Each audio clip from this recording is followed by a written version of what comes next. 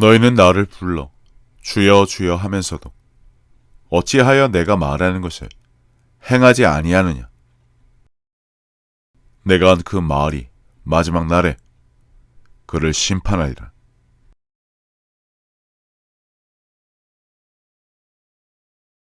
오늘도 역시나 박혁을 저격하며 그를 마치 자기 도취적 쇼맨으로 폄하하면서 정작 교회 내에서 성도를 성폭행하고 권위를 악용하는 목회자에 대해서는 침묵하는 이들이 있습니다.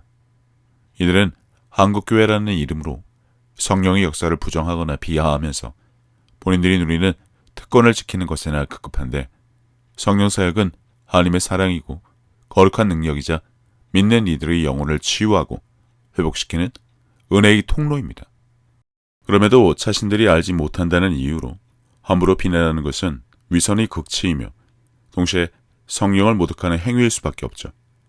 세상 그 누구도 성령 사역에 대해 다 아는 자가 없으나 한국교회만 모든 것을 다 아는 척을 하며 훈계하고 지적하는 모습은 전통적인 꼰대 선비들밖에 되지 않는데 말입니다. 더욱 심각한 문제는 이들이 교회라는 울타리 안에서 저지르는 성폭행과 권력 남용으로 인해 하나님이 세상에 모욕당한다는 점입니다. 개독교회라 불려가면서 말이죠. 성도를 보호하고 양육해야 할 지도자들이 오히려 가해자가 되어 피해자가 된 여신자들이 울부짖게 만들고 이를 교회의 권위로 덮어 마무리하려는 시도는 악행 중의 악행이고, 이를 묵인하고 모르쇠에 꼬리 자르기나 하는 동료 목사, 교회, 신자, 교단 모두가 똑같은 비난을 받아 마땅한 최악의 죄악이고요. 이는 복음의 영광이 아니라 복음에 대한 모독이며 예수님께서 보여주신 사랑과 섬김의 본질을 철저히 훼손하는 일이라 전 세계에서 단 한 명의 목사가 여신자 성폭행을 해도 모두 다 일어나 그를 비난하고 처벌을 해야 할 마당에 한국교회의 목사에 의한 성폭행은 셀 수 없을 정도입니다. 진실로 성령을 경험하고 경외한다면 결코 남을 억압하거나 성적 폭력을 행사할 수 없습니다. 우리는 이런 악행을 단호히 규탄해야 합니다. 성령 사역을 부정하며 남을 깎아내리는 동시에 성폭행 등으로 하나님을 욕보이는 이들의 위선과 교만은 반드시 심판받아야 합니다. 한국교회는 권위 뒤에 숨지 말고 진정으로 회개하며 성령의 인도하심을 구해야 합니다. 거룩하신 하나님 앞에서 부끄러운 행위를 하고도 돌이키지 않는다면 그 책임은 반드시 엄중하게 돌아올 것입니다. 그래서 그들의 민낯을 좀 보려고 합니다. 성폭행을 하며 하나님의 사랑으로 하는 것이니 괜찮다, 이렇게 해야 천국에 간다며 회유하는 목사, 혐의를 전면 부인하나 피해자들이 진술이 일관되어 혐의 입증에 문제가 없어 형사처벌을 받고 실형 판결을 받고 나서도 지금까지 아무 일 없던 것처럼 목회를 하는 자, 자신은 신자들의 영적 아비라며 알몸을 수시로 만지며 추행을 일삼다가 법정에서 현장 구속된 목사, 교회 안은 물론 해외 선교지에서도 신자에 대한 성추행을 저지르고 자신의 훈계에 앙심을 품은 신도가 자신을 음해했다며 변명을 하며 범행을 전면 부인했지만 결국 법원은 판결이 정당하다, 즉 성추행 사실을 인정한 경우 기도를 하고 있는데 뽀뽀 한번 해도 되겠냐며 가슴 쪽으로 손이 올라갔다는데 이게 목사인가요? 방어를 끌고 가 자기와 성관계를 하지 않으면 천국을 못 간다는 협박, 강간, 강제 추행으로 징역을 선고받고도 피해자와 내연 관계로 합의하에 성관계를 했을 뿐이라 피해자를 강간하거나 추행한 사실이 없다는 변명이나 하는 목사. 게다가 목사의 부인은 합의를 적용하고 합의를 해주지 않자 피해 신도 남편들에게 사실을 알리지를 않나 정부는 아동 성범죄자 전원을 관련 기관에서 퇴출하는 마당에 교회만 성역인 현실은 암담하죠. 아동 강제 추행으로 징역형을 받은 목사가 여전히 교육 목사로 활동하지를 않나 그 이유란 것이 사과도 했고 의도적으로 한 것이 아니며 원만히 다 끝난 것이라 상관없다는 그들의 태도. 목사가 건네준 술을 마시고 정신을 잃은 뒤 추행을 당한 사람들. 아기가 옆에 있는 상황에도 성추행이 계속되고 가해 목사라는 자는 혐의를 부인하며 사실혼 또는 자발적 성관계라며 피해자를 무고로 고소를 하겠다고 으름장을 놓는 현실, 친아버지의 학대를 피할 수 있는 유일한 장소인 교회에서 당한 10대 자매, 제자훈련 청년들에게 절대 순종을 강조하며 설교를 준비하면서 너무 힘드니 청년 자매들이 힘을 주어야 한다며 성추행을 하고 이를 거부하거나 나간다 하면 배신자로 몰아가는 목사. 다시 묻습니다. 한국교회 권위, 그게 뭐라고요? 박혁을 지적할 때마다 그가 한국교회의 권위에 도전을 했다는데 그게 도대체 뭘까요? 세상과 담을 쌓은 고리타분한 역사와 전통, 지들만의 밥그릇 싸움하는 우물한 개구리가 권위는 무슨? 그러니까 그 권위로 성폭행을 일삼는 목사가 있고 이런 작자를 방치하는 자들이 교회의 권위를 운운하고 교단은 뒤에 숨어 있던데 성경이 그러라고 가르칩니까? 하나님의 종이니 비판하면 안 된다던데 오히려 그 시대처럼 돌로 쳐서 때려 죽여야 하지 않을까요? 아니면 사지를 찢어 발겨 죽여야 마땅하지 않냐고 묻습니다. 권위나 운운하던 하나님의 종이 주인이신 하나님의 이름에 먹칠을 했으니 말입니다. 성경의 기록대로 가진 것을 다 빼앗기고 쫓겨나야 정상인데 그렇게 했냐고 묻습니다. 구차하게 숨어서 계속 목회를 하는데 강 건너 불 보듯이 할 것이 아니라 당신의 아내나 딸이 목회자들에게 당해도 그렇게 넘어갈 수 있다면 몰라도 절대 그러지 않을 작자들이 교회 권위 운운하는 역겨운 모습을 도대체 언제까지 보일지 세상은 물론 하나님도 지켜보고 계십니다. 하지만 전혀 두려워하지 않죠. 진정 그분을 머리에 둔 자라면 이럴 수 없으니 말입니다. 그래서 오늘 성폭행 때문에 아버지의 이름을 더럽힌 자들과 한국교회의 실패를 살펴보고자 합니다. 성경은 분명히 말합니다. 죄를 범한 자를 모든 사람 앞에서 책망하여 나머지 사람들도 두려워하게 하라고 말입니다. 그러나 오늘 한국교회와 목회자들 가운데 성경의 가르침과는 정반대로 행동하는 자들이 너무나 많습니다. 하나님의 이름을 들먹이며 한국교회의 권위나 운운하던데 도대체 그 권위, 세상의 빛과 소금이 되는데 일조라도 했던가요? 그들만의 권력을 남용하고 자신의 탐욕과 욕망을 채우기 위해 가장 약한 자들을 짓밟는 자들이 있는데 특히 강간이나 성추행이라는 끔찍한 범죄를, 그것도 신자, 그 중에는 청소년, 청년, 유부녀, 전도사를 대상으로 저지르고도 회개의 모습은커녕 교회의 권력 뒤에 숨는 목사들과 이들을 묵인하며 모르쇠에 꼬리 자르기를 하는 동료 목사들과 교단과 신자들을 보면 집이나 짠에는 감성팔이 설교라는 그들이 역겨운 위선과 그로 인한 분노와 슬픔을 금할 수 없습니다. 한국교회는 복음의 진리를 전파하며 세상을 변화시키는 거룩한 사명을 받았습니다. 그러나 오늘 많은 교회가 이 사명에서 벗어나 권력과 돈 그리고 명예를 쫓는 타락한 모습을 보이고 있습니다.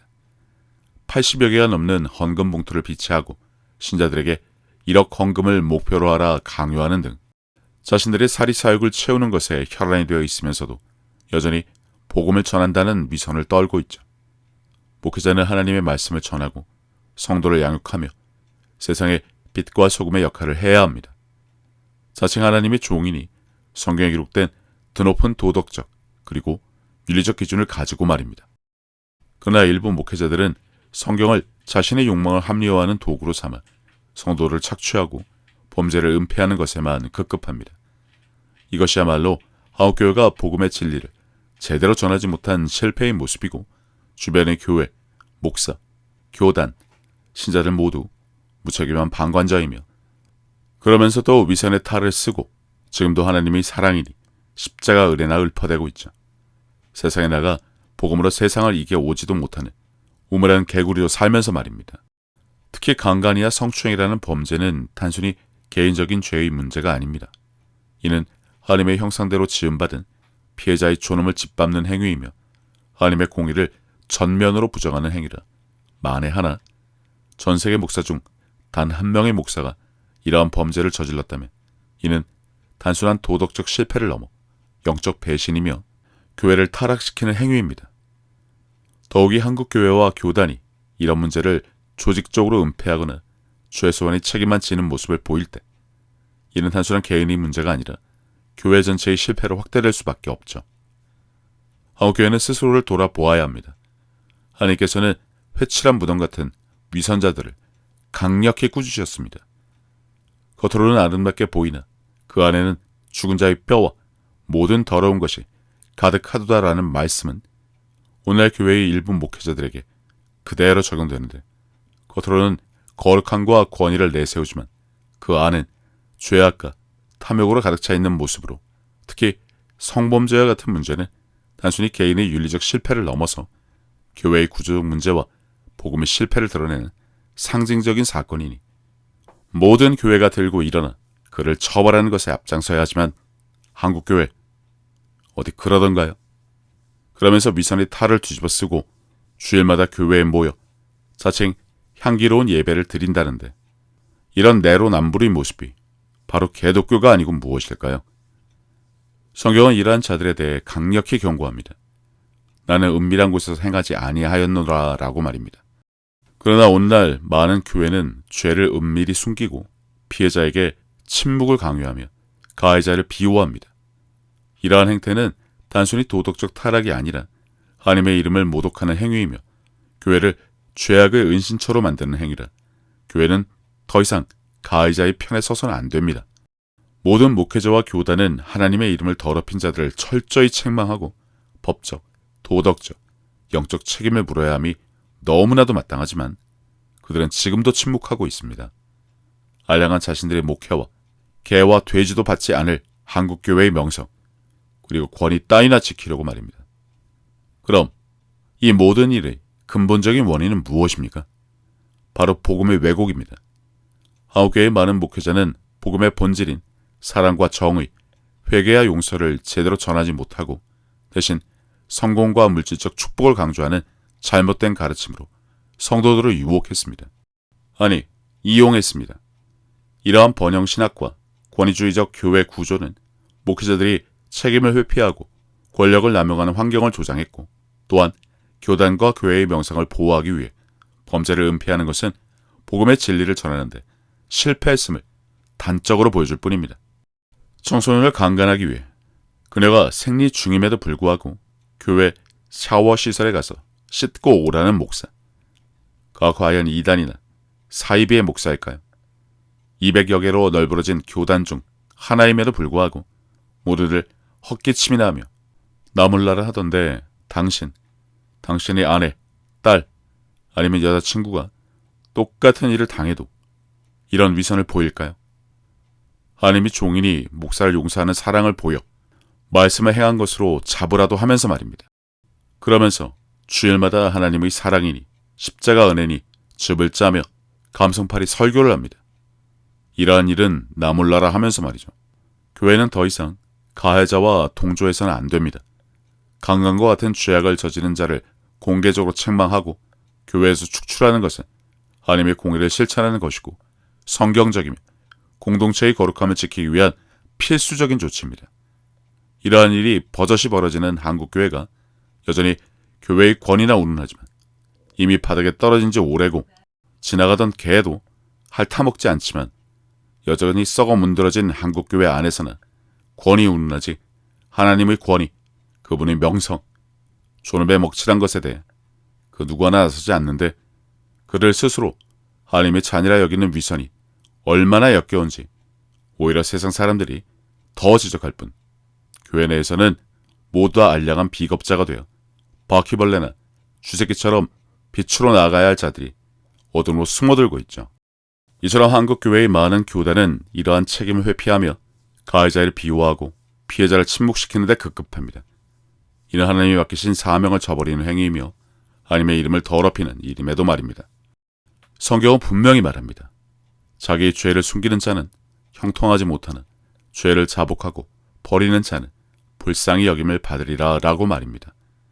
한국교회는 더 이상 사람이 아닌 하나님 앞에서 죄를 덮으려 하지 말고 죄를 자복하며 버려 회개해야 합니다. 강간 목사를 포함한 모든 목회자에게 철저히 책임을 묻고 그들이 저지른 죄에 대해 공개적으로 회개하게 해야 합니다. 교회의 명예를 보호하기 위해 은폐하는 행위는 하나님께서 용납하지 않으실 것은 너무나 자명한 사실이니까요. 최근 24편의 시리즈 영상으로 혐오의 시대, 진리의 반격 영상을 편집해서 올리는 중입니다. 그 안에는 말씀이 기준이 되지 못한 사랑과 결혼으로 인해 지금 세상이 얼마나 혼탁한지, 그리고 교회도 역시나 세상의 기준을 따라가고 있음을 여실히 보이고 있죠. 사랑과 결혼만큼은 교회가 세상을 이끌어야 했지만 전혀 그렇지 않은 건 역시 한국교회의 복음 전파가 실패성을 여실히 보여주는 것이고요. 그래서 지금은 더더욱 교회가 깨어나야 할 때입니다. 죄악을 은폐하지 말고 드러내며 피해자를 위로하고 가해자를 엄중히 처벌해야 합니다. 이것이 바로 하나님이 기뻐하시는 정의이자 공의이며 교회가 잃어버린 신뢰를 회복할 유일한 길입니다.